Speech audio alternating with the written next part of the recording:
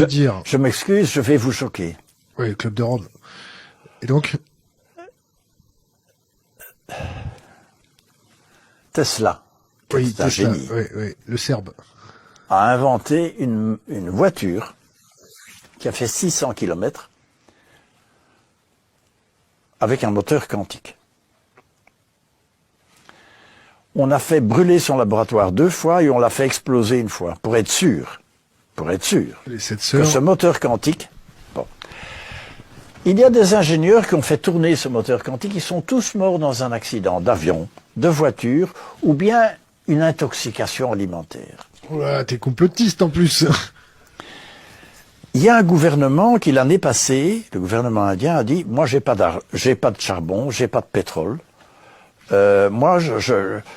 Donc il a demandé à M. Tewari, qui est une toute grande famille d'ingénieurs de l'Inde, de développer une moteur quantique. L'ambassade d'Amérique et plusieurs ambassades occidentales et d'Arabie Saoudite l'ont dit, you should not do that. Pour ta propre sécurité. Et donc, il a décidé de mettre l'armée autour du laboratoire. Et il continue. Encore en ce moment? Oui. Il suffit d'aller voir, on voit la photo du moteur quantique. Bon. Nous sommes dans une phase expérimentale. On est en train de rattraper ce que Tesla a dit il y a 100 ans. Attends, hein? Ça fait 100 ans. Hein? Mais, si ce moteur quantique, donc ça consomme 50 watts et ça produit 10 000 watts indéfiniment. Donc tu crées une centrale, au lieu de nucléaire, une centrale quantique, qui, le coût de l'énergie, c'est 0. Bon, ça fonctionne avec le champ de Planck, je vous passe les détails.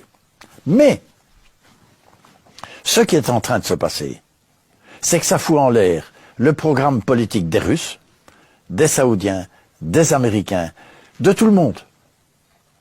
Parce que toutes les guerres sont autour de tubes de pétrole, pipes. Tu supprimes tout ça et tu mets l'énergie gratuite. Et libre. Et libre. Dans une société immature de transformants. Tu t'es déjà amusé à balancer, on va dire, je sais. 15 kilos de céréales à 150 000 sauterelles? Alors, je dis ceci, c'est que nous sommes devant une société, je dis qu'il y a à peu près 15 chantiers de cet acabit-là qui vont mettre 30 ans à évoluer. Tu ne vas pas arrêter le moteur quantique. Parce que moi, je sais que Tesla avait parfaitement compris. Et donc, on va le retrouver. On va le faire fonctionner, malgré tout le monde. Et ça va faire péter tous nos schémas géopolitiques bêtes et méchants. La trilatérale, tu comprends? C'est la plaque tectonique.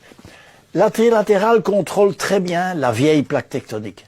La nouvelle... Ils savent contrôler la chute des arbres, mais ils savent pas contrôler la pousse des arbres, c'est ça? Non, ils ne voient pas la nouvelle plaque tectonique. Tu vois, la plaque tectonique industrielle va entrer en dessous de l'autre. Ils la voient pas, la nouvelle. Ils la voient pas. Ils savent pas la contrôler, ils la voient pas. Donc ils sont très forts dans le contrôle du vieux, mais ils ne voient pas le nouveau. Donc c'est juste le contraire de vous. Vous voyez le nouveau,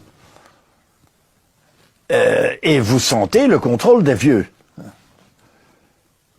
Mais la bonne nouvelle, c'est qu'ils ne parviennent pas à contrôler le nouveau. Ils ne savent pas. Tu ne sais pas contrôler un réseau. Ça travaille en réseau. Ils savent pas contrôler le réseau. Bon, on pourra revenir sur cette notion-là. Je voudrais qu'on revienne sur l'épuisement des ressources. On va admettre que Tesla avait raison.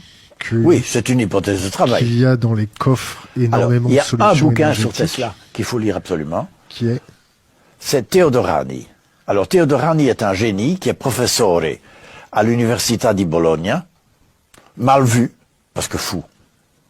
C'est un surdoué.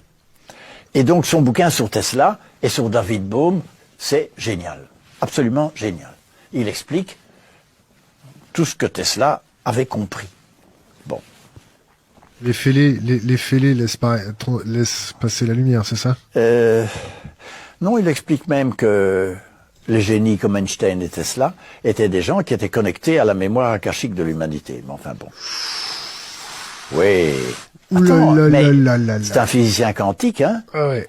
Et il l'explique à partir de la physique quantique. C'est ça qui est passionnant. Bon, là, ça devient un peu mystique. Bon, revenons sur l'énergie libre dans une société transformant, immature.